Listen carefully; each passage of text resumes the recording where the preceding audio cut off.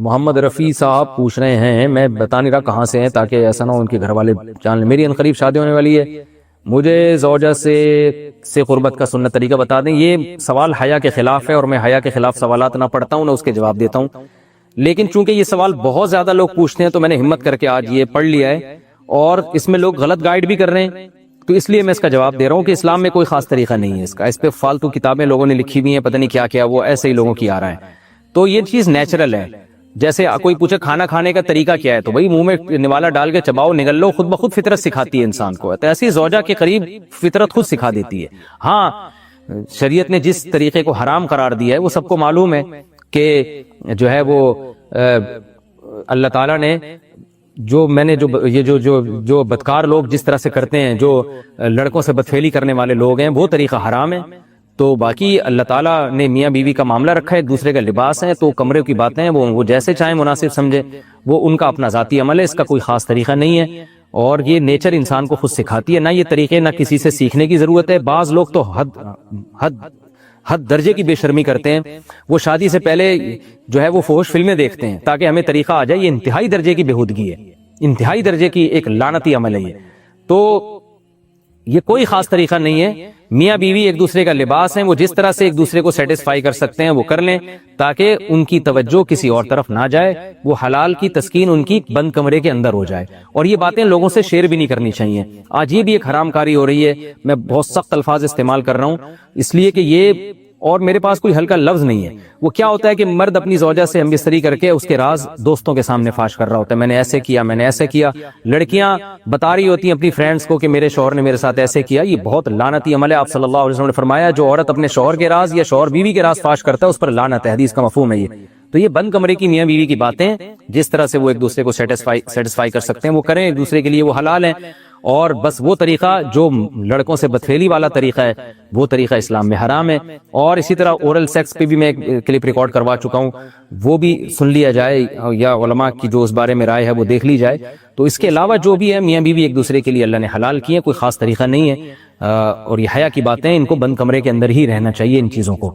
اور اس کے لیے جو فحش فلمیں دیکھی جا رہی ہیں یہ بہت غلط حرکت ہے، اور اس کو نا ایک ایجوکیشن کا نام دے دیا گیا اس زمانے میں، اور سیکس کی تعلیم کے نام سے بچوں کو پڑھایا جا رہا ہے اسکول میں، یہ سب بےہودگی ہے۔ لاکھوں سال سے انسان دنیا میں زندہ ہے، تو کیا اس کو یہ پتہ ہی نہیں تھا، اور یہ ساری ایک 6 ارب انسان ایسے ہی بغیر تعلیم کے پیدا ہو گئے ہیں کیا؟ تو یہ تو چیزیں نیچر خود سکھا دیتی ہے انسان کو کہ کیا کرنا ہے، کیسے کرنا ہے، اس میں کوئی اسکول کالج میں پڑھنے کی ضرورت نہیں ہے۔ ہاں شرعی احکام اس کے 2-4 ہیں، وہ علماء بتاتے رہتے ہیں، وہ کتابوں میں لکھے ہوئے ہیں کہ کون سا راستہ حرام ہے اور کون سے راستے میں آنا جائز ہے۔ تو اس لیے میں نے بہت ہی دل پہ پتھر رکھ کے آج اس کلپ کو ریکارڈ کروایا ہے تاکہ لوگ اس بارے میں غلط طرف نہ جائیں اور ایک چیز کو ایک بہت بڑا ایشو نہ بنا لیں لوگ۔ بیوی کا شوہر کو ہم بستری سے روکنا، حدیث میں ہے کہ جو بیوی اپنے شوہر کو ہم بستری کرنے سے انکار کرے اس پر رات بھر لعنت برستی ہے۔ اس حدیث کی وضاحت فرما دیں۔ نیز اگر شوہر، یہ تھوڑا حیا کے خلاف مسئلہ ہے، شوہر کوئی ایسا طریقہ استعمال کرتا ہے نا ہم بستری کا جس سے اولاد نہیں ہوتی، تو کیا بیوی کو اسے منع کرنا چاہیے یا نہیں کرنا چاہیے؟ دیکھیں حدیث میں آتا ہے کہ کوئی شوہر اپنی بیوی کو رات کو اپنے بستر کی طرف بلائے، یہ کنایہ یعنی ہم بستری کرنا چاہتا ہو، عورت منع کر دے، فرشتے اس پہ ساری رات لعنت بھیجتے ہیں، یہ بالکل صحیح حدیث ہے۔ اب ہمارے بعض اسکالر کیا کرتے ہیں، جب ان سے یہ بات پوچھی جائے تو وہ بات کو گھما دیتے ہیں، سیدھی سیدھی بات نہیں بتاتے کہ بھئی یہ شریعت میں مرد کا حق ہے کہ عورت اس کو ہم بستری سے نہیں روک سکتی، کیونکہ ویمن رائٹس کے نام پہ آج کل بہت تحریکیں چل رہی ہیں، تو وہ بھی کچھ لبرل اسکالرز ہیں جو ہر وقت جو ہے نا کوشش کرتے ہیں کہ خواتین ہم سے ناراض نہ ہو جائیں۔ تو بھئی آپ شریعت کا حکم بتائیں صاف صاف، چاہے عورت خوش ہوتی ہے ناراض ہوتی ہے، بعض حقوق مردوں کے ہیں بعض عورتوں کے ہیں تو وہ بتانے پڑتے ہیں۔ تو اسی طرح عورت کا بھی حق، مرد کا بھی حق یہ ہے کہ عورت اگر مرد اس کو ہم بستری کے لیے بلاتا ہے تو عورت اسلام میں منع نہیں کر سکتی، اس کے لیے گناہ ہی۔ ہاں بیمار ہو تو ایک الگ بات ہے، بخار ہے اس کو، کوئی واقعی بیماری ہو تو پھر ایک الگ بات ہے، نارملی اس کو اجازت نہیں ہے کہ وہ شوہر کو منع کر دے، بلکہ اس میں حدیث میں بہت سخت تاکید ہے۔ آپ صلی اللہ علیہ وسلم کی ایک حدیث میں یہاں تک فرمایا کہ عورت اگر یعنی چولہے پہ ہو، روٹی پکا رہی ہو، اس طرح کی حدیث کا مفہوم ہے، یعنی بہت بزی بھی ہو تو بھی اس کو اپنے کام کو چھوڑ کر شوہر کی خواہش کو پورا کرنا پڑے گا، اور یہ نیچر کے بھی مطابق ہے، کیونکہ مرد میں جب یہ سیکس کی خواہش پیدا ہوتی ہے اور اس کو کچلا جائے تو مرد بہت زیادہ ڈسٹرب ہوتا ہے۔ خواتین اس میں اپنے آپ کو مردوں جیسا سمجھتی ہیں وہ سمجھتی ہے ہمارا اس میں وہی حق ہے جو مرد کا حق ہے. بھائی اللہ نے دونوں کی ڈیزائرز میں زمین آسمان کا فرق رکھا ہے. تو مرد کو بہت زیادہ نقصان ہوتا ہے اس سے, وہ بہت زیادہ مینٹلی ڈسٹرب ہوتا ہے اس سے, کیونکہ اللہ نے یہ ڈیزائرز عورت کی نسبت مرد میں بہت زیادہ رکھی ہے, تھوڑی زیادہ نہیں بہت زیادہ رکھی ہے. تو میڈیکلی یہ بات ثابت ہو چکی ہے. تو دوسرا ایک تو مینٹلی بہت زیادہ ڈسٹرب ہوتا ہے وہ, دوسری بات یہ کہ پھر اس کے گناہ کی طرف توجہ جائے گی, وہ حرام کاموں کی طرف جائے گا. تو اس لیے عورت کو اس بارے میں مرد کا ساتھ دینا چاہیے. یہاں فوراً بعض خواتین یہ سوال پوچھتی ہیں کہ اچھا اگر عورت کے دل میں خواہش ہو اور مرد وہ خواہش پوری نہ کرے تو کیا مرد پہ بھی لعنت ہوتی ہے؟ تو اس کا سیدھا سیدھا جواب یہ ہے کہ نہیں, مرد پہ لعنت نہیں ہوتی. اس کی وجہ یہ ہے, دو اور دو چار کی طرح میں صاف بات کروں گا. وجہ اس کی یہ ہے کہ عورت کے لیے مرد کی اس خواہش کو پورا کرنے میں عورت کی کوئی انرجی نہیں استعمال ہو رہی, جبکہ اگر مرد کا موڈ نہ ہو اور عورت کا موڈ ہو تو پھر مرد اپنے آپ کو پریپیئر نہیں کر سکتا, اس کے لیے بہت تکلف کرنا پڑے گا اس کو. اگر شوہر بہت عرصے بعد گھر آیا ہو تو کیا میاں بیوی ایک دوسرے کو سب کے سامنے گلے لگا سکتے ہیں؟ بھائی حیا کے خلاف ہے میاں بیوی کا سب کے سامنے ایک دوسرے کو گلے لگانا. نبی صلی اللہ علیہ وسلم نے حیا کو پسند کیا ہے اور اس کی ضرورت بھی نہیں ہے. تو میاں بیوی کا ایسا بے تکلف ہونا پبلک پلیس میں یا سب کے سامنے یہ نامناسب حرکت ہے. ایک حیا ہی تو تھوڑی سی ایسی چیز رہ گئی ہماری سوسائٹی میں, اس کو بھی ختم کر دیں گے تو بالکل ہی جو ہے سوسائٹی بے حیا بن جائے گی. تو حیا کے ثبوت کے لیے الگ سے کوئی دلیل نہیں ہوتی. حیا محسوس ہونے والی چیز ہے اور نبی صلی اللہ علیہ وسلم نے اس کو پسند کیا ہے کہ الحیاء جزء من الایمان, حیا بھی ایمان کا ایک حصہ ہے. مصافحہ کر سکتے ہیں سب کے سامنے, کوئی حرج نہیں ہے, لیکن گلے ملنا سب کے سامنے یہ ٹھیک نہیں ہے, حیا کے خلاف ہے. عبد الرحمن سہارنپور, فرض کفایہ کہاں سے ثابت ہے؟ دیکھیں فرض کفایہ کا لفظ ثابت نہیں ہے اور اس کی ضرورت بھی نہیں ہے کسی لفظ کو ثابت کرنے کی, کیونکہ اصطلاحات جو ہے, ٹرمز جو ہے, جو ٹرمینالوجی ہے وہ تو کوئی بھی وضع کی جا سکتی ہے. تو ہم یہ بتا سکتے ہیں کہ فرض کفایہ کا جو حکم ہے وہ کہاں سے ثابت ہے. تو یہ بات شریعت سے ثابت ہے کہ کچھ فرائض ایسے ہیں جو ہر شخص پہ لازم ہے, اس کو فقہا نے فرض عین کا نام دے دیا. جیسے نماز ہر شخص پہ لازم ہے, ہر مرد پہ, ہر عورت پہ. ایک آدمی کی نماز دوسرے کی طرف سے کافی نہیں ہو سکتی. تو ایسے فرض کو علماء نے نام دے دیا بعد میں کہ فرض عین کہا جائے گا ایسی عبادت کو جو ہر شخص نے خود کرنی ہے, دوسرا اس کی طرف سے کفایت نہیں کر سکتا. بعض عبادتیں فقہائے کرام نے دیکھی کہ ایسی ہیں کہ چند لوگ کر لیں تو باقی سب سے وہ ساقط ہو جاتی ہیں. جیسے کسی کا انتقال ہو گیا تو چند لوگ اگر جنازہ پڑھ لیتے ہیں تو سب پہ جنازہ لازم نہیں ہے, ہاں سارے ہی چھوڑ دیں گے تو سب گناہ گار ہوں گے. تو علماء نے ایسی نماز کو یا ایسی عبادت کو فرض کفایہ کا نام دے دیا کہ بھائی چند لوگ بھی کر لے تو سب کی طرف سے کافی ہو جاتی ہے. تو فرض کفایہ کا لفظ یا فرض عین کا لفظ تو آپ قرآن و سنت سے نہیں دکھا سکتے, لیکن یہ کام تو دکھا سکتے ہیں نا, عبادت تو دکھا سکتے ہیں. تو آسانی کے لیے فقہا نے اس کو ایک نام دے دیا, وہی یہ فرض عین ہے, یہ فرض کفایہ ہے, یہ سنت غیر مؤکدہ ہے, یہ سنت مؤکدہ ہے, یہ فرض ہے, یہ واجب ہے, یہ مکروہ ہے, مکروہ تحریمی ہے. تو یہ ٹرمز بعد میں ایجاد ہوئی ہیں, لیکن یہ احکام پہلے سے موجود تھے, ان کو نام دے دیا آسانی کے لیے. تو اس میں کوئی حرج نہیں ہے. کیا بھائی اپنے بھائی کو وصیت کر سکتا ہے؟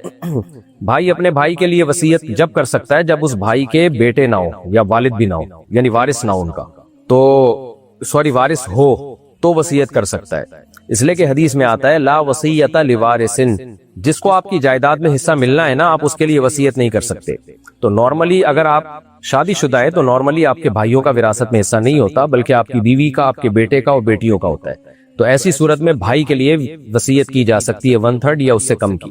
لیکن اگر آپ شادی شدہ نہیں ہے یا آپ میرڈ ہیں لیکن آپ کے بیٹا نہیں ہے کوئی اور باپ بھی نہیں ہے, تو ایسی صورت میں وراثت پھر بھائی کو بھی جاتی ہے. تو پھر ایسی صورت میں آپ بھائی کے لیے وصیت نہیں کر سکتے کیونکہ آلریڈی اس کو وراثت میں حصہ مل رہا ہے. تو آپ کے مرنے کے بعد جس وارث کو وراثت میں حصہ مل رہا ہو اس کے لیے دنیا میں آپ وصیت نہیں کر سکتے, جس کو حصہ نہیں مل رہا ہو اس کے لیے وصیت 1/3 تک کی جا سکتی ہے. مفتی صاحب غصے کو کیسے کنٹرول کریں؟ دیکھیں غصہ کنٹرول کرنے کی دو وجہ سے غصہ زیادہ آتا ہے. ایک تو میڈیکلی کوئی آپ میں پرابلم چل رہی ہوتی ہے اور ایک اس کی روحانی وجہ ہے. روحانی کا مطلب آپ میں تکبر ہے یا آپ ویسے ہی کسی چیز سے پریشان ہیں, تو پھر بات پہ حضرت حکیم اختر صاحب رحمہ اللہ کے شعر ہے نا, دل گلستہ تھا تو ہر شے سے ٹپکتی تھی بہار, دل بیاباں ہو گیا عالم بیاباں ہو گیا. جب انسان خوش ہوتا ہے تو ریگستانوں میں بھی اس کو باغ اور بہار کا مزہ آتا ہے, اور جب اندر سے دل بیابان ہو اور اس میں ہی کانٹے چبھ رہے ہوں, پریشان ہو, تو باغوں میں بھی اور گلستان میں بھی اس کو سکون نہیں ملتا. تو اگر کوئی میڈیکلی ایشو ہے، نیند کی کمی ہے، بلڈ پریشر ہائی رہتا ہے یا کوئی بیماری ہے تو وہ تو ڈاکٹر علاج کرے گا، اس کا نیند کی کمی کو پورا کریں. اور اگر کوئی روحانی وجہ ہے، کوئی ٹینشن ہے، کوئی ڈپریشن ہے تو اس کو ختم کرنے کی کوشش کریں. اور تکبر سے بھی بعض دفعہ انسان کو غصہ آتا ہے، انسان اپنی ایک ویلیو سمجھ بیٹھتا ہے کہ میرا یہ مقام ہے، جب اس کو وہ مقام نہیں ملتا تو وہ ڈپریشن میں جاتا ہے، غصہ کرتا ہے. تو بھائی تواضع پیدا کرو اپنے اندر، عاجزی پیدا کرو. عاجز لوگ ہمیشہ خوش رہتے ہیں اور جو ناک پہ مکھی بٹھا کے رکھتے ہیں وہ ٹینشن میں رہتے ہیں. تو بہت سارے اسباب ہیں. اور ایک نارملی ایک آسان سا ٹوٹکا تو یہ، جب بھی غصہ آیا کرے اور غصہ آپ غلط ناجائز غصہ جاری کریں تو اپنے اوپر کوئی صدقہ لازم کر لیں، کہ منت نہ مانے، کوئی نظر نہ مانے، لیکن بس یہ سزا دیں کہ میں نے جب بھی غصہ کیا تو میں اتنے پیسے صدقہ کروں گا. آہستہ آہستہ انشاءاللہ اس سے بھی غصے پہ کافی کنٹرول ہو جائے گا. مفتی صاحب، ہاتھ پر کالا دھاگا. اچھا، یہاں غصے کی آپ نے بات کی. ہمارے ایک دوست تھے، ان کو اپنی بیوی پہ بلا وجہ بہت غصہ آتا تھا. جو جب وہ ہمارے شیخ سے بیعت ہوئے تو انہوں نے اپنی اصلاح کے لیے لکھا خط میں کہ میں اپنی بیوی پہ بہت غصہ کرتا ہوں. تو حضرت نے فرمایا کہ آپ اصلاح کے لیے ایسا کیا کریں، جب بیوی پہ غصہ کریں تو معافی مانگا کریں غصے کے بعد. تو ان کی یہ غصہ چھوٹ گیا. ان کا مجھے بڑی شرم آتی تھی بعد میں بیوی سے معافی مانگتے ہوئے، تو اس چکر میں پھر میں نے غصہ کرنا ہی چھوڑ دیا کہ ایسے غصے کا فائدہ کیا کہ بعد میں مجھے کو ایکسکیوز کرنا پڑے. تو یہ بھی ایک نسخہ ہوتا ہے کہ آپ کو غصہ آ گیا، آپ ایکسکیوز کریں. تو بار بار کتنا ایکسکیوز کرے گا انسان نا؟ تو بار بار معافی مانگتے ہوئے انسان کو پھر شرم محسوس ہوتی ہے، یار بار بار ایک ہی چیز ریپیٹ ہو رہی ہے. تو پھر وہ کنٹرول کرتا ہے کہ ایسا کام ہی نہ کرو کہ مجھے پھر بار بار اس پہ معافی مانگنی پڑے. مفتی صاحب، ہاتھ پر کالا دھاگا ڈالنا چاہیے؟ نہیں ڈالنا چاہیے. کیوں ڈال رہے ہو بھائی کالا دھاگا؟ یہ انسان کے وہمی ہونے کی دلیل ہے.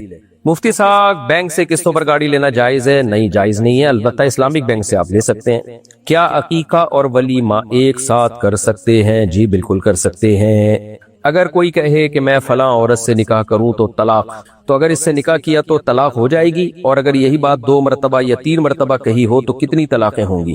دیکھیں، اگر کوئی کہتا ہے فلاں عورت سے میں نکاح کروں تو طلاق، تو پھر طلاق ہو جائے گی. اگر اس نے کہا 3 طلاق تو 3 ہو جائے گی، 2 کہا تو 2 ہو جائیں گی، 1 کہا تو 1 ہو جائے گی. اور اگر اس نے یوں کہا میں فلاں عورت سے نکاح کروں تو طلاق، پھر اس سینٹنس کو دوبارہ کہا اگر میں فلاں عورت سے نکاح کروں تو طلاق، تو پھر اس سے پوچھا جائے گا یہ جو آپ نے اس سینٹنس کو دوبارہ دہرایا ہے اس سے آپ کی نیت کیا تھی؟ دوسری طلاق کی نیت تھی یا اسی جملے کو تکرار کی نیت سے دہرا رہے تھے؟ تو اگر وہ کہتا ہے اسی جملے کو میں دہرا رہا تھا یہ بتانے کے لیے کہ میں یہ قسم اٹھا چکا ہوں کہ اگر فلاں سے نکاح کیا تو طلاق ہے، تو پھر اسی کو اگر دہرانے کے لیے کہہ رہا تھا پھر ایک ہی ہوگی طلاق، کیونکہ وہ ایک ہی جملہ ہے، اس کو تاکید کے لیے دہرا رہا ہے اس کو.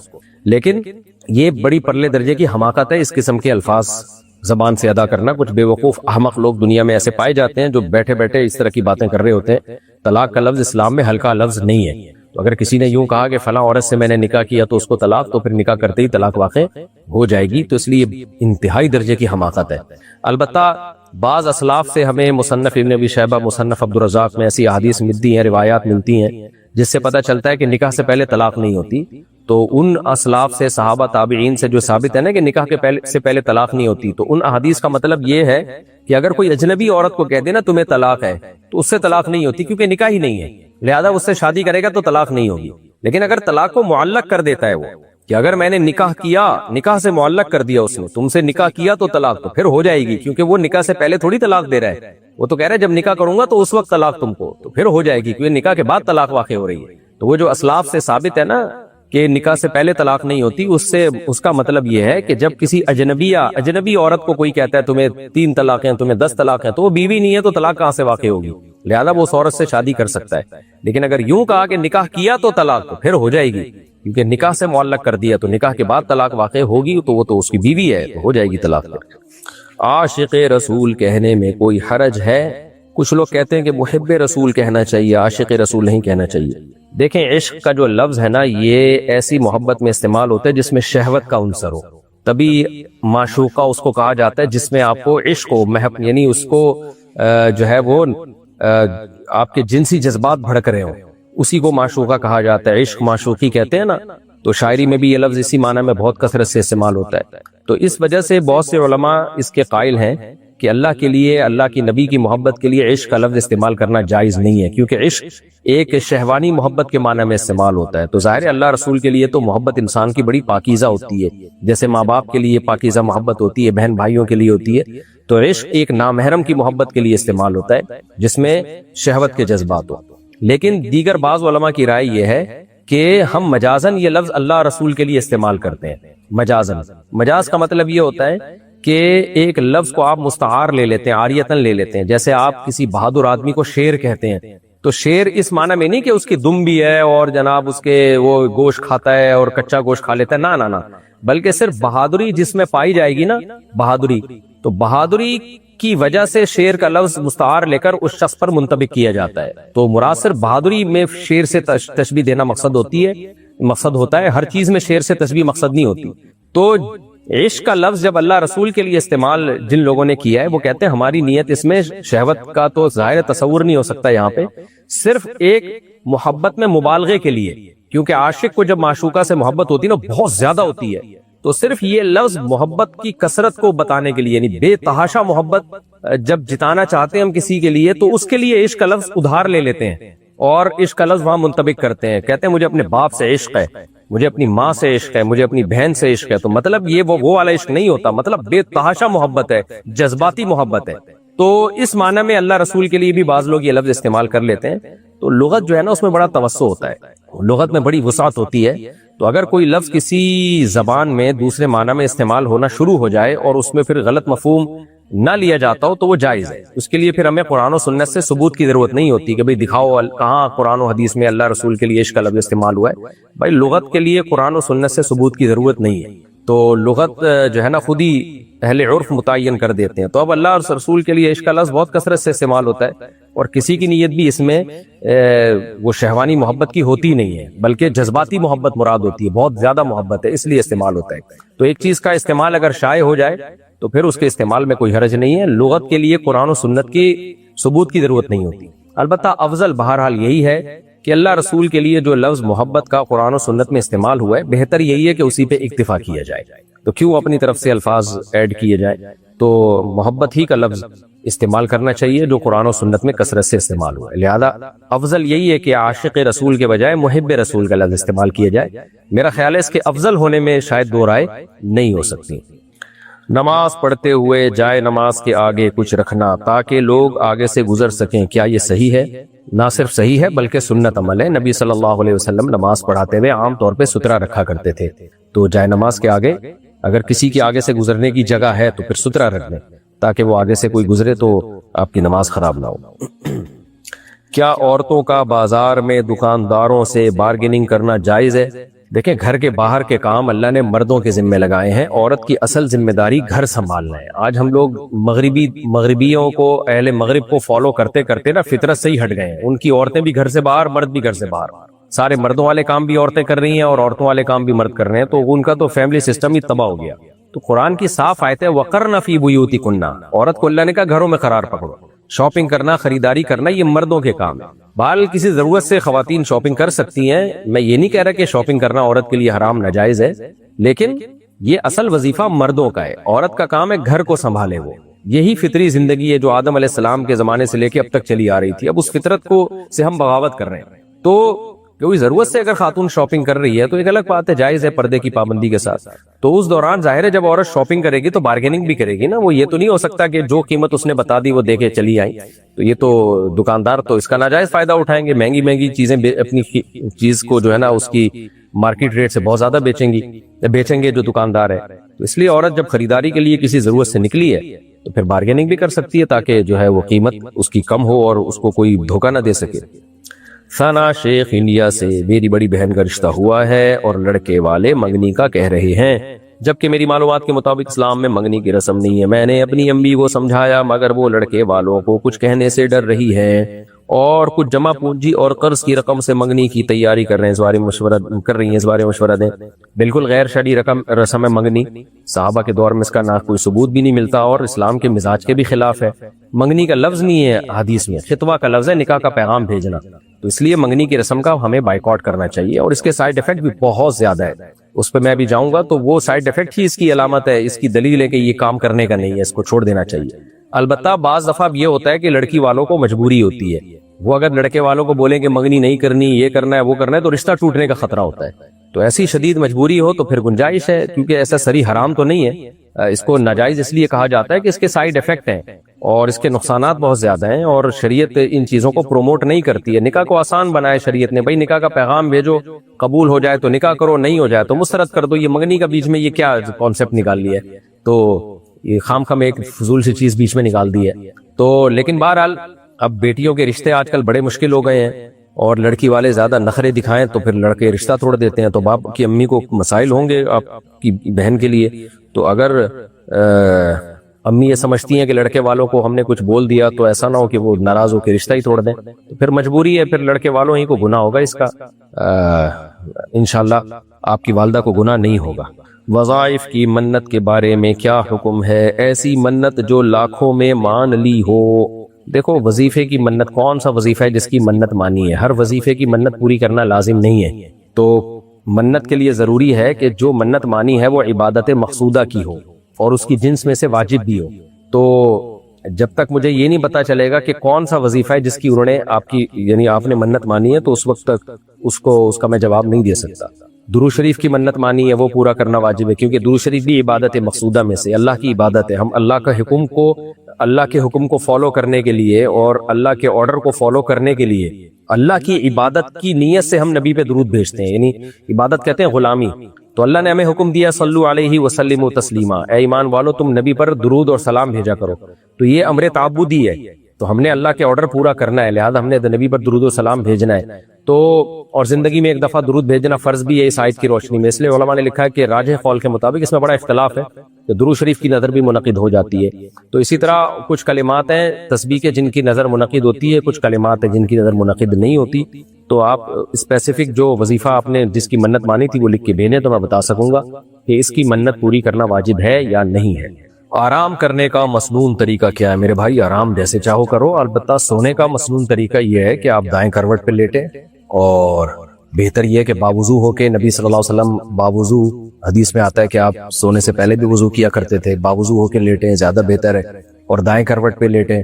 یعنی ابتدا میں دائیں کروٹ ہو, پھر تو رات کو ظاہر ہے آپ کبھی لیفٹ کروٹ بھی ہو سکتے ہیں, کوئی حرج نہیں ہے, لیکن شروع دائیں کروٹ سے کریں.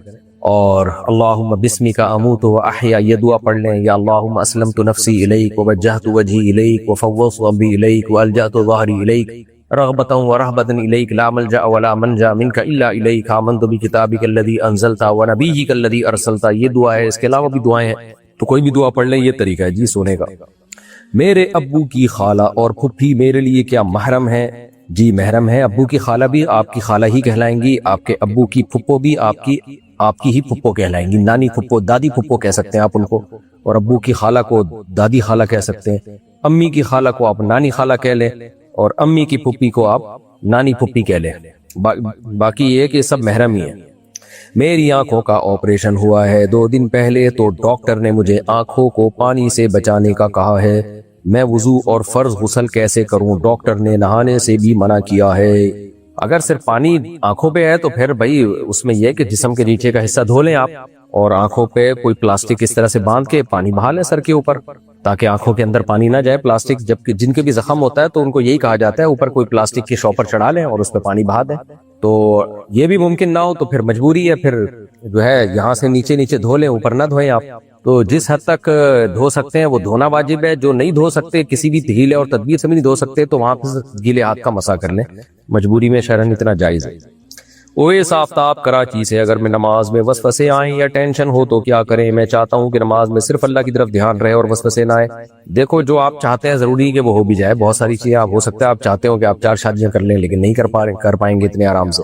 تو چاہتے ہیں انسان کی پوری, آپ چاہتے ہوں گے کہ میری 1 کروڑ آمدن ہو جائے, تو ہوتی ہے کسی کی 1 کروڑ آمدن, ہر آدمی کی تھوڑی ہوتی ہے. تو یہ نہیں جو چاہتے ہیں وہی ہو جائے. تو نماز میں ہر آدمی کا دل چاہتا ہے کہ اللہ کی طرف دھیان ہو, خشوع خضوع ہو. کسی کی چاہت اللہ پوری کر دیتے ہیں, کسی کی پوری نہیں کرتے. تو آپ کا کام ہے اللہ کے حکم کو فالو کرنا. آپ نماز میں دل لگانے کی کوشش کریں, بس لگ جائے ٹھیک ہے, نہیں لگے تو کوئی گناہ نہیں ہے, اس میں ٹینشن لینے کا ہے ہی نہیں. ہم اللہ کے غلام ہیں, اللہ کی عبادت کرنا ہم پر لازم ہے. تو جیسے اللہ نے کہا ویسے عبادت کریں گے تو اللہ اسی طرح قبول بھی کرے گا. جو ہمارے بس میں ہے وہ ہم کر لیں. باقی وسوسوں کو زیادہ بھگانے کی کوشش کرتا ہے تو وسوسے اور آتے ہیں, کم نہیں ہوتے اس سے. رومان صاحب انڈیا سے, ہمارے ہاں فوڈ ایپس میں کھانے کی قیمت زیادہ ہوتی ہے, اگر ہوٹل جائیں تو قیمت کم ہوتی ہے, کیا ہم کھانا ایپ سے آرڈر کر سکتے ہیں؟ زائد قیمت رشوت کے حکم میں تو نہیں آئے گی؟ نہیں بھائی, رشوت کے حکم میں کیوں آئے گی؟ فوڈ ایپس میں کھانے کی قیمت زیادہ ہوتی ہے, ہوٹل جائیں تو کم ہوتی ہے, تو کیوں زیادہ قیمت دے رہے ہیں؟ مجھے سمجھ میں نہیں آیا. ایپ سے آرڈر کر سکتے ہیں تو وہ ایپلیکیشن والے اپنا کمیشن رکھ رہے ہوں گے نا, تو ٹھیک ہے, جائز ہے. میں نے نامحرم کو دھوکہ دے کر اس کا پیسہ کھا لیا، اس کا کفارہ بتائیں۔ بھائی محرم کا کھایا ہو یا نامحرم کا کھایا ہو، پیسہ تو کھا لیا نا، تو کفارہ یہی ہے کہ پیسے واپس دیں، اس کو کسی بھی نام سے دے دیں، گفٹ اور ہدیے کے نام سے دے دیں، مقصد اس تک پیسہ لوٹانا ہے، وہ آپ کو لوٹانا پڑے گا۔ مفتی صاحب جیسے اسلام اللہ کی طرف سے ہے تو یہودیت اور عیسائیت بھی تو اللہ ہی کی طرف سے ہے، تو پھر اسلام ہی کیوں قابل قبول ہے، یہودیت اور عیسائیت قابل قبول کیوں نہیں؟ یہ تینوں مذہب اللہ ہی کی طرف سے ہیں، یہودیت، عیسائیت اور اسلام، لیکن اللہ ہی نے ہمیں بتایا کہ یہودیوں نے یہودی مذہب میں تحریف کی ہے، عیسائیوں نے عیسائی مذہب میں، عیسائی کتابوں میں تحریف کی ہے، وہ اپنے اصل مذہب پہ قائم نہیں ہے۔ تبھی ان مذہبوں کو منسوخ کر کے اللہ نے محمد صلی اللہ علیہ وسلم کو بھیجا، تاکہ جو تورات اور انجیل کی جو اوریجنل تعلیمات ہیں وہ زندہ ہوں۔ ان میں سب سے پہلے عقیدہ توحید ہے، پھر پیغمبر، تمام پیغمبروں پر ایمان ہے بشمول محمد صلی اللہ علیہ وسلم کے۔ تو اس لیے اللہ نے کہا کہ جب وہ منسوخ شدہ مذہب ہیں تو ان دین عند اللہ الاسلام، دین اللہ کے نزدیک اب اسلام ہی ہے۔ تو جب تک اسلام دنیا میں نہیں آیا تھا اس پر عمل کیا جا سکتا تھا، لیکن جب اسلام آ گیا ہے تو نبی کی نبوت تمام دنیا کے تمام انسانوں کے لیے ہے۔ ارسلت الی کافۃ للناس، آپ نے فرمایا مجھے ساری دنیا کے سارے انسانوں کی طرف اللہ نے پیغمبر بنا کے بھیجا ہے، تو اس لیے اب آپ کی نبوت پہ ایمان لانا اور آپ کو فالو کرنا ضروری ہے۔ یہاں تک کہ صحیح حدیث میں نبی نے فرمایا لو کان موسیٰ حیا لما وسعہ الا اتباعی، اگر موسیٰ علیہ السلام بھی آج زندہ ہو تو وہ بھی میری ہی اتباع کریں گے، اور میری اتباع کے بغیر ان کی نجات بھی ممکن نہیں ہے۔ اسی وجہ سے حضرت عیسیٰ علیہ السلام جب قرب قیامت میں نازل ہوں گے تو وہ بھی نبی صلی اللہ علیہ وسلم کے دین ہی کو فالو کریں گے۔ اگر کوئی اہل کتاب اسلام قبول کرے تو کیا وہ اپنا مذہب مکمل طور پر چھوڑ دے گا؟ جی ہاں، اس کو مکمل اسلام کو فالو کرنا پڑے گا، اور اسلام میں بہت ساری چیزیں اس کے مذہب کے مطابق ہیں، تو مکمل چھوڑنے کا مطلب وہ بالکل برات کا اعلان کر دے۔ باقی بہت ساری چیزیں اسلام جو عیسائیت میں صحیح چیزیں تھیں اسلام نے ان کو باقی رکھا ہے، جیسے عقیدہ توحید جو اسلام کا اصل، عیسائیت کا جو اصل عقیدہ ہے وہ تو عقیدہ توحید ہے، تو اسلام نے اس کو باقی رکھا ہے، بلکہ حضرت عیسیٰ کی اوریجنل تعلیمات تو اسلام ہی بتاتا ہے۔ مفتی صاحب جو دعائیں عربی میں ہیں ہم ان کو عربی میں ہی کیوں پڑھتے ہیں جبکہ ان کا ترجمہ ہماری زبان میں ہو سکتا ہے؟ تبرکن پڑھتے ہیں تاکہ جو قرآن و سنت میں جو دعائیں ثابت ہیں وہ دعاؤں کے الفاظ جو ہے ہم وہی ورڈنگ ہمارے زبان سے نکلے جو اللہ اس کے رسول نے بتائی ہے، تو برکت کے لیے۔ باقی یہ ایک الگ بات ہے کہ دعا کا مطلب آپ کو پتہ ہونا چاہیے تاکہ دعا مانگنے میں آپ کو مزہ آئے، دل لگے اور آپ کو پتہ تو چلے کیا مانگ رہا ہوں، اس لیے ان دعاؤں کا ترجمہ یاد کرنا چاہیے، اور جس کو پتہ ہی نہ ہو کہ عربی الفاظ کا ترجمہ کیا ہے تو اس کے لیے بہتر یہی ہے کہ پھر وہ اپنے الفاظ میں دعا مانگا کرے۔ چھرے والی بندوق سے شکار کرنے سے اگر پرندہ فوراً مر جائے تو ذبح کرنے سے حلال ہو جائے گا؟ نہیں، مر جائے تو پھر مرنے کے بعد ذبح کرنے کا فائدہ نہیں ہے۔ باقی چھرے والی بندوق یعنی آگے اگر اس بندوق کے بلیڈ ہے اور اس طرح کوئی چیز نکل کے جا رہی ہے جس میں دھار ہے، تو وہ اگر بسم اللہ اکبر پڑھ کے فائر کیا اور وہ دھار جا کے لگی ہے اس کے، تو پھر اگر وہ جانور مر بھی جائے اور آپ کو ذبح کرنے کا موقع نہ ملے تو بھی حلال ہے وہ۔ اسی طرح وہ گولی جس کی آگے بہت باریک نوک ہوتی ہے، باریک نوک ہو جو ایسے جو ہے نا چبنے والی نوک ہو، تو اس گولی کا شکار بھی حلال ہے۔ لیکن اگر گولی جو نارمل جیسے کلاشن کوف کی یا ٹی ٹی وغیرہ کی گولی ہی آگے سے گول ہوتی ہے تو اس سے اگر جانور مارا تو ذبح کیے بغیر حلال نہیں ہوگا، اگر وہ گولی سے ہی مر گیا تو پھر حلال نہیں ہے۔ کیا پرندوں کو پنجروں میں قید کرنے سے گناہ ہوتا ہے؟ نہیں، گناہ نہیں ہوتا، اگر کیونکہ وہ عادی ہو جاتے ہیں اس پنجرے میں، جانور بہت جلدی بھول جاتا ہے، لیکن بہرحال بلا وجہ جانوروں کو قید کرنا کوئی اچھا کام ہے نہیں۔ کوئی آپ کا اگر اس میں کوئی فائدہ ہے، کوئی تجارت ہے، کوئی بزنس ہے، یا پل جاتے ہیں وہ جانور جس سے آپ مانوس ہوتے ہو تو پھر جائز ہے، کوئی حرج نہیں ہے اس میں۔ تنگ کرنے کے لیے جانوروں کو پنجروں میں قید کرنا یہ حرام اور ناجائز ہے۔ شاہ جمال انصاری انڈیا سے، کیا دیور بیوہ بھابھی کو زکوٰۃ اور صدقہ فطر دے سکتا ہے؟ جی، اگر وہ بھابھی غریب ہے تو دے سکتا ہے۔ اگر بیوی سے زنا ہو جائے تو اس کا شوہر سے نکاح ٹوٹ جاتا ہے؟ نہیں، یہ نکاح تو نہیں ٹوٹتا، لیکن یہ انتہائی کبیرہ گناہ ہے شادی شدہ مرد یا عورت کا زنا کرنا۔ میرے 6 مہینے کے بچے نے میرے کپڑوں پر پیشاب کر دیا اور میں نے بھول کر انہی کپڑوں میں نماز پڑھ لی تو کیا نماز ہو جائے گی؟ نہیں جی، نماز لوٹانی پڑے گی۔ کیا مرد لمبے بال رکھ کر پونی باندھ سکتے ہیں؟ جی، باندھ سکتے ہیں۔ غیر مسلم کی مغفرت کی دعا کر سکتے ہیں؟ نہیں کر سکتے۔ عشاء کے بعد سورہ آل عمران اور سورہ مزمل پڑھنا کیسا ہے؟ جائز ہے، لیکن اس کے الگ سے فضیلت کی میرے علم میں کوئی دلیل نہیں ہے، تو ویسے ہی کوئی پڑھ رہا ہو تو ٹھیک ہے۔ اسامہ صاحب، ہمارے یہاں جب کوئی فوت ہوتا ہے تو ہم کچھ نوجوان جا کر قبر کھودتے ہیں، اس میں ہماری جمعے کی نماز قضا ہو جاتی ہے، اس کے بارے میں کچھ بتائیں، اس کو دوبارہ کیسے ادا کیا جائے؟ اور قبر کھودتے وقت ظہر اور عصر کی نمازیں بھی قضا ہو جاتی ہیں تو ہم اس کی قضا پڑھ لیتے ہیں، حرام ہے، ناجائز ہے۔ آپ دوسرے کی قبر کھودتے ہوئے اپنی آخرت کیوں برباد کر رہے ہو بھائی؟ اپنی جہنم کیوں کھود رہے ہو آپ؟ جمعے کی نماز بھی آپ پر واجب ہے، وہ پڑھنی پڑے گی، اور ظہر عصر کی نماز بھی لازم ہے۔ جنازے میں یا تجہیز و تکفین میں نمازیں قضا کرنا کہاں سے جائز ہو گیا؟ اور قبر کھودتے ہوئے نماز قضا ہونے کا کوئی تعلق ہی نہیں ہے. آپ وضو کر کے جاؤ یا وہیں پانی بھی ہوگا کہیں نہ کہیں. قبر کھودنے کے دوران نماز کا ٹائم آئے تو وہیں جماعت سے نماز پڑھو, ظہر پڑھو, پھر عصر کے ٹائم پہ عصر پڑھو. تو قضا کیوں ہو رہی ہے؟ کبیرہ گناہ اسلام میں, خوب سمجھ لو, فرض نماز قضا کرنا. مفتی صاحب ہمارے یہاں انڈیا میں مسلمان لڑکیاں غیر مسلموں سے تعلقات بنا رہی ہیں, اس کے بارے میں کچھ ریکارڈ کرائیں. جب آخرت کا خوف ختم ہو جائے تو پھر جو چاہے کرو. مقولہ ہے نا, اذا فاتک الحیاء فافعل ما شئت, جب حیا ختم ہو جائے تو جو چاہے کرو. کسی مسلم عورت کا کسی غیر مسلم مرد سے نکاح ہو ہی نہیں سکتا, وہ نکاح ہے ہی نہیں, وہ زنا ہے. تو بدکاری پہ نکاح کا لیبل لگانا, اس میں تو کفر کا خطرہ ہے. تو اس لیے یہ بہت بڑا جرم ہے, بہت بڑا گناہ ہے. یہ اسلام کی ایک قسم کی اہانت بھی ہے, توہین بھی ہے. تو آخرت کا خوف کرنا چاہیے, اللہ کے عذاب سے ڈرنا چاہیے. باقی غیر مسلموں سے ہمیں حکم ہے کہ ہم نارملی اچھا سلوک کریں, لیکن شریعت کی ایک باؤنڈری ہے بھائی, نکاح نہیں ہو سکتا. نکاح مسلم کا مسلم ہی سے ہوگا, مسلم لڑکی کا مسلم مرد ہی سے نکاح ہو سکتا ہے. مفتی صاحب, میں نے اپنے بچے کی پیدائش پر اس کے دونوں کانوں میں اذان دے دی, اقامت نہیں دی. اب 18 مہینے گزر چکے ہیں, اب اس غلطی کو کیسے ٹھیک کرنا ہوگا؟ بس وہ جو دوسرے کان میں اذان دی وہ اقامت ہی سمجھی جائے گی. اب احتیاط اسی میں کہ آپ دوسرے کان میں اقامت دے دیں, کوئی بات نہیں ہے. قد قامت صلاح کے الفاظ ہی اضافہ کرنے ہیں نا, تو احتیاط ہے کس میں. تو اللہ سے امید ہے انشاءاللہ وہ سنت پوری ہو جائے گی اس سے. میرے 6 مہینے, اچھا یہ ہو چکا ہے. اگر نماز میں سورت بھول جائیں اور پھر دوسری سورت شروع کر دیں تو نماز صحیح ہو جائے گی؟ جی ہو جائے گی صحیح. میری والدہ کو ہر جگہ اللہ لکھا ہوا نظر آتا ہے, 12 سال ہو گئے, اس کا کیا مطلب ہے؟ اللہ خیر کرے. کیوں نظر آتا ہے بھائی؟ کیا بار بار بعض دفعہ دماغ میں وہ تصور بٹھا لیتی ہوں گی, اس لیے وہ تصور جم جاتا ہے دماغ میں. تو باقی یہ کہ اگر کوئی ایب نارملٹی نہیں ہے والدہ کی دیگر ایکٹیویٹیز میں تو پھر ٹھیک ہے, آنے دیں, اچھی بات ہے. اور اگر زندگی کے باقی چیزوں میں بھی کچھ ایسی چیزیں نظر آ رہی ہیں یا کچھ ایب نارملٹی کی طرف والدہ کی کیفیت جا رہی ہے تو پھر میرا خیال ہے ڈاکٹر کو بتانا چاہیے. غسل جنابت میں اگر بالوں میں تیل لگا ہو تو کیا شیمپو کرنا ضروری ہوگا تاکہ تیل ہٹ جائے؟ نہیں جی, تیل کے اوپر بھی پانی بہانا دینا کافی ہے, شیمپو ضروری نہیں ہے. اخشید علی, حیدرآباد انڈیا سے, اگر کوئی جعلی ڈگری پر نوکری کر رہا ہو تو اس کی کمائی حلال ہوگی؟ جی کمائی کا تعلق ڈگری سے نہیں ہے, اس کام سے ہے جو کام آپ اگر کام ذمہ داری سے پورا کر رہے ہیں تو اس کی تنخواہ حلال ہے. باقی جعلی ڈگری بنوانا ایک الگ ناجائز کام ہے, دھوکہ ہے, لیکن اس کا تنخواہ سے تعلق نہیں ہے. تنخواہ کا تعلق آپ کے کام سے ہے, جو کام آپ کے ذمہ لگایا گیا وہ اگر دل جمی سے کر رہے ہیں, صحیح طریقے سے کر رہے ہیں تو پھر آپ کی آمدن حلال ہے. میت پر کچھ عرصے بعد دوسری میت دفن کرنا کیسا ہے؟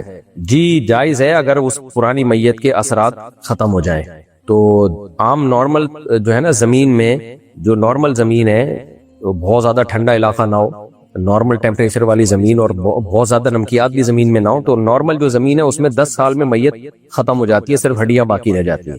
اس لیے فقہاء نے لکھا ہے کہ 10 سال کے بعد اسی قبر میں دوسری میت کو دفن کیا جا سکتا ہے. کیا قبر میں جزا سزا ہوگی اور کیسے ہوگی؟ قبر میں جزا سزا ہوتی ہے, کیسے ہوتی ہے؟ حدیثوں میں اس کی تفصیل آئی ہے کہ جو نیک آدمی کی قبر ہے وہ کھول دی جاتی ہے. یہ برزخی قبر ہے جس کا محل یہی مادی قبر ہے. ہمیں ایسے نظر نہیں آئے گا کہ قبر کھلی ہوئی ہے, بالکل ایسے میت پہ حالات گزرتے ہیں جیسے کوئی سوتا ہوا شخص ہوتا ہے. اب سو تو اسی بستر پہ رہا ہے, حالات تو اسی بستر پہ ہیں, لیکن وہ عالم خواب میں ہوتے ہیں. تو ایسے ہی جب ہم اس مادی قبر میں مردے کو دفناتے ہیں تو اسی مادی قبر میں اللہ اس کے لیے برزخی قبر بنا دیتے ہیں, تو وہ کشادہ بھی ہوتی ہے. اگر وہ نیک اعمال والے ہیں اس میں جنت کی کھڑکی کھول دی جاتی ہے, اگر وہ برے اعمال والا ہے تو وہ بھیجتی ہے اس کو, ہڈیاں پسلیاں اس کی جو ہے وہ دبوچتی ہیں, اور جہنم کی آگ کے اثرات اس قبر میں آتے ہیں. جیسے قرآن مجید میں فرعونیوں کے بارے میں النار یعرضون علیہا غدوا وعشیا ویوم تقوم الساعہ ادخلوا آل فرعون اشد العذاب, کہ صبح شام فرعون کو آگ میں جلایا جا رہا ہے. یہ قبر کا عذاب ہے, اور جب قیامت قائم ہوگی تو جہنم میں داخل کر دیا جائے گا. تو اللہ تعالی ہم سب کو قبر کے عذاب سے محفوظ رکھے. میں جاب کرتی ہوں اور میرے 2 بچے ہیں جن کی ذمہ داری بھی میرے اوپر ہے, اور میرے شوہر اپنی جگہ سے خود اٹھ کر پانی بھی نہیں پیتے اور مجھے ذہنی طور پر پریشان بھی کرتے ہیں. ایسے شوہر کے ساتھ رہنے کا کیا حکم ہے؟ جاب کرنا آپ کی ذمہ نہیں ہے, شوہر کے ذمہ ہے. شوہر کو چاہیے جاب کرے, بیگم کو چاہیے گھر میں رہے.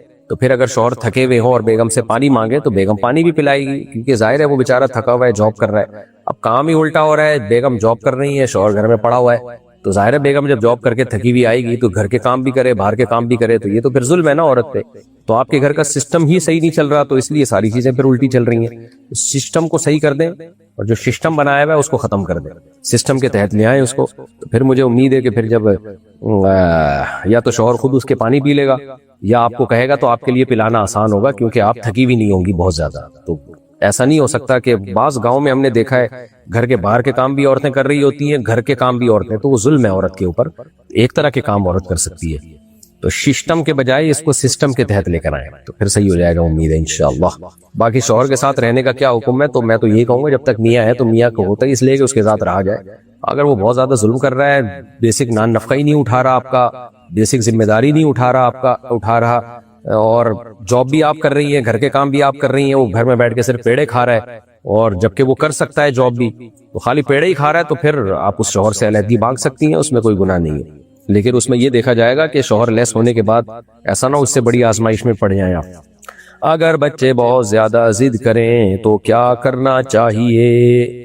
ان کی ضد کو پورا نہ کریں تاکہ ضد کرنے کے عادی نہ ہو. بچے جب ضد کرتے ہیں آپ ان کی ضد کو پورا کرتے رہیں تو ضدی بن جاتے ہیں. تو کچھ باتیں ان کی مان لیں، کچھ بولے نہیں ہے، روتے رہو تو کچھ نہیں ہوگا، ٹھیک ہو جائیں گے خود ہی انشاءاللہ. ہم نے سنا ہے کہ اگر کوئی بہت بیمار ہو تو سورہ یاسین پڑھ کر سنانی چاہیے، اگر خود بیمار ہو تو کیا پڑھنا چاہیے؟ میرے علم میں کوئی ایسی صحیح حدیث ہے نہیں کہ وہ بیمار ہو تو سورہ یاسین پڑھنے سے فائدہ ہوگا. تو باقی بطور رقیہ سورہ یاسین پڑھ سکتے ہیں، سورہ فاتحہ بھی پڑھ سکتے ہیں، تو اس میں کوئی حرج نہیں ہے. خود بیمار ہو تو بھی سورہ یاسین پڑھ لیں، آپ سورہ فاتحہ پڑھ لیں. سورہ فاتحہ کے بارے میں تو حدیث میں ہے، صحیح حدیث میں رقیہ ہے، رقیہ کا مطلب علاج ہے، تو بہتر یہی ہے کہ سورہ فاتحہ پڑھ لیا کریں جس کا حدیث میں ذکر ملتا ہے. محمد عرفان یو پی سے، میرے والدین فالتو کام بہت کرتے ہیں جس سے نقصان کے سوا کچھ نہیں ہوتا، میں انہیں منع کرتا ہوں تو مجھے گالیاں دیتے ہیں، ایسے میں مجھے کیا کرنا چاہیے؟ تو جب گالیاں آپ کو پسند نہیں ہے تو پھر آپ کو ایسا کام کرنا ہی نہیں چاہیے جس سے والدین گالیاں دیں. یہ نہ ٹوکیں آپ والدین کو، جو فالتو کام کر رہے ہیں تو آپ کرنے دیں. تو آپ جب فالتو کام سے روکتے ہیں تو والدین ایک اور فالتو کام شروع کر دیتے ہیں آپ کو گالیاں دینے کا. تو کیوں ڈبل فالتو کام کروا رہے ہیں؟ جتنے فالتو کام کر رہے ہیں اسی پر ان کو گزارا کرنے دیں، آپ مزید ان سے فالتو کام مت کروائیں. تو آپ بس اپنے کام سے کام رکھیں، ابا اماں کو زیادہ سمجھانے کی کوشش نہ کریں.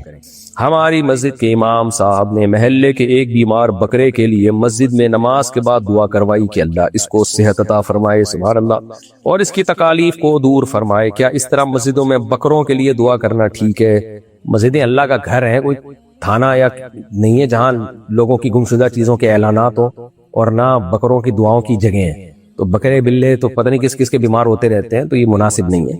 باقی امام صاحب کو محبت سے سمجھا دیں، امام صاحب کوئی ایسا نہ کیا کریں آپ آئندہ. مان جائیں ٹھیک ہے، نہیں مانے تو چھوڑ دیں امام صاحب کو اپنے حال پہ.